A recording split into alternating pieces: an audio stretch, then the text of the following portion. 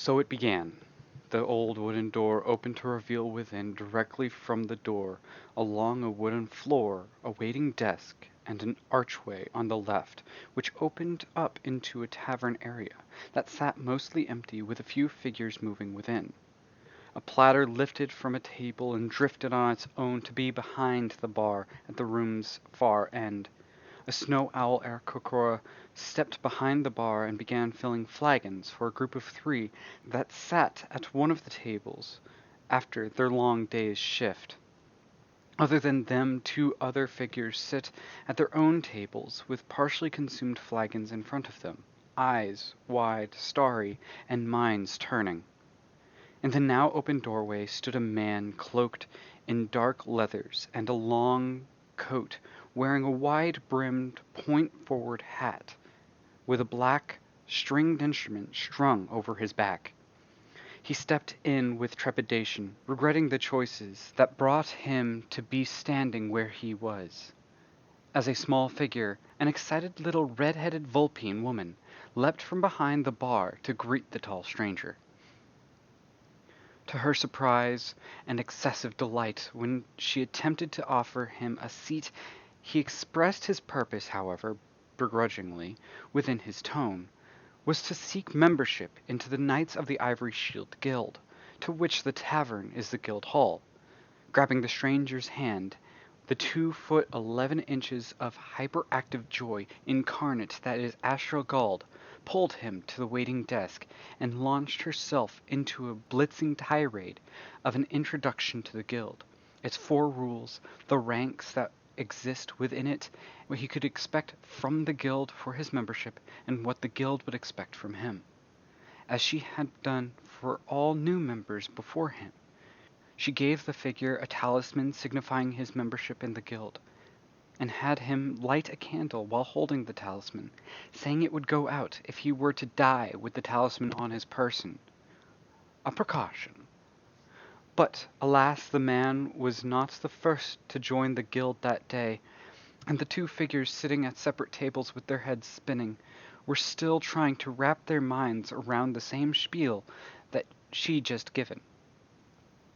Super excited to have so many new faces joining the small guild, Astral was saddened that she had no quest to offer them, until, at the moment she said anything about not having a quest for her newest guild member, the notice board stood behind her, released from it the sound of a wave of fire,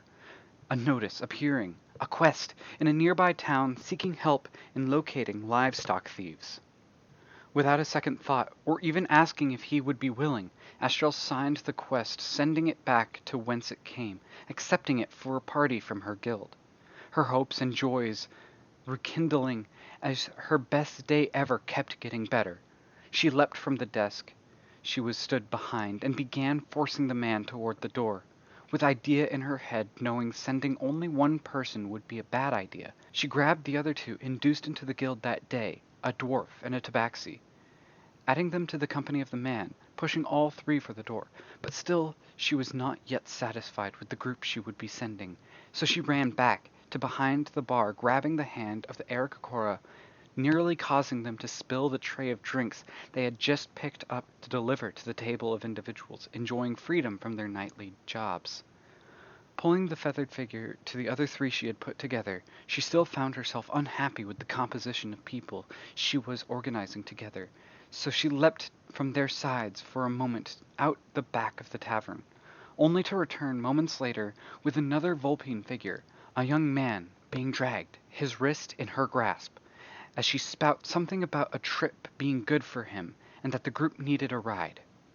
The next few moments consist of the 5 strangers to each other standing outside the Ivory Shield Tavern, as the owner, Astral, makes several trips through, around, in, and out of the structure, thrusting upon them adventuring equipment, and bringing the other Vulpine's vegetable cart to the front street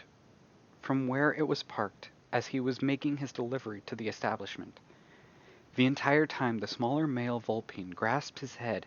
even more befuddled and flabbergasted than the other 4 in his company.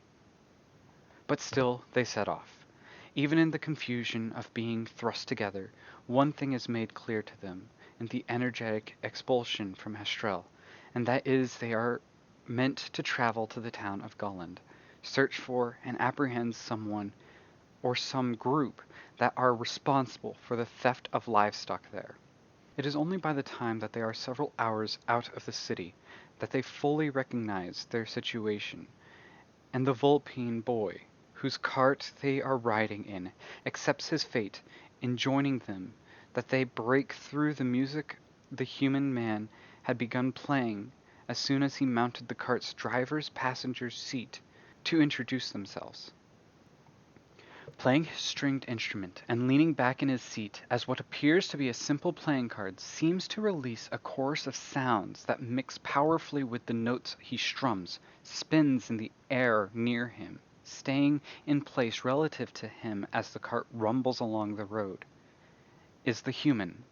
Jonah Flick, a gruff man with a glorious mustache that he keeps on an otherwise clean-shaven face.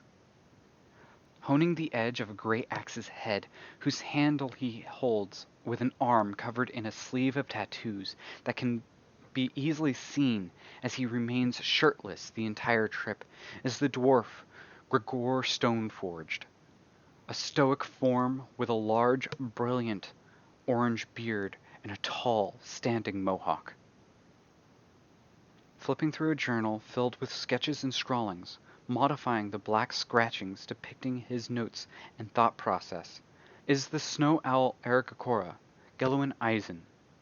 someone who appears shifty only because of the natural way his wings cloak forward over his shoulders, becoming akin to a heavy cloak as his white and frost-blue feathers ruffle in the breeze of the cart's movement. Glancing down into his own tome of notes, written in glyphs and strange signs of arcane magics, and up to see if any of the others around him would want to engage him in conversation, is the tabaxi, Serene Leaf. A fit and agile-built, near-black, seemingly purple-furred figure, with a nick missing from his left ear. And driving the cart, the small figure, muttering to himself about how he should have told his father where he was going, and how it was a bad idea to make the delivery to Astrel this day, is the Vulpine Amo Sincade. In his muttering, his white-furred fox-like ears droop as a visible display of his worries, as he scratches the place in his hair where 3 stripes of black stand out against the mess of white. 3 days passed as they drove their way for the waiting town of Golland. In such time the group began to notice some of each other's eccentricities, such as the nightly ritual of Gwelwyn going out away from his companions, only to return with a rabbit only a few moments later, which he roasted for himself, as the others graciously accepted Amo's offer to have them eat the cabbages that filled his cart. And the morning rituals each of them perform, such as Jonah's dedicated and steady use of a shaving kit to maintain his facial presentability. The early morning calisthenics that Gregor and Leaf find themselves joining each other in until Gregor breaks into a sweat and Leaf, unable to sweat himself, reaches the point of panting to cool himself. And Amo's practice of what seems to be a type of slow, methodical dance that draws water from within one of his waterskins and causes it to drift through the air in response to even the slightest of his movements. And they arrived in Golland, with no issue arising that would have slowed their travels. In the small farming village they made their first priority locating the sheriff's office, which they do with the aid of a local halfling man gowned in an elegant dress. The sheriff is not too much of a help, but does point the group to the most recently burgled farm, the farm of the McCluck family, whose patriarch gruffly greeted them as they made their way to his abode to investigate, and who was won over by Jonah's making of down-to-earth conversation, as his companions explored the chicken coop, finding tracks not belonging to the McCluck family leading out of the town for a nearby forest. They followed the tracks to and up the stream that runs through the forest and out along the edge of town, to a rocky foothill from which it runs,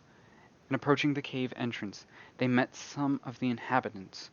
who had set themselves on guard outside. Goblins, one of which proved to have abilities beyond what is normal for one of his feral humanoid species, and the encounter was settled handedly through the means of a magical spell from Jonah, who cast it from a playing card that he had been keeping in the breast pocket of his jacket. And so they continue into the cave.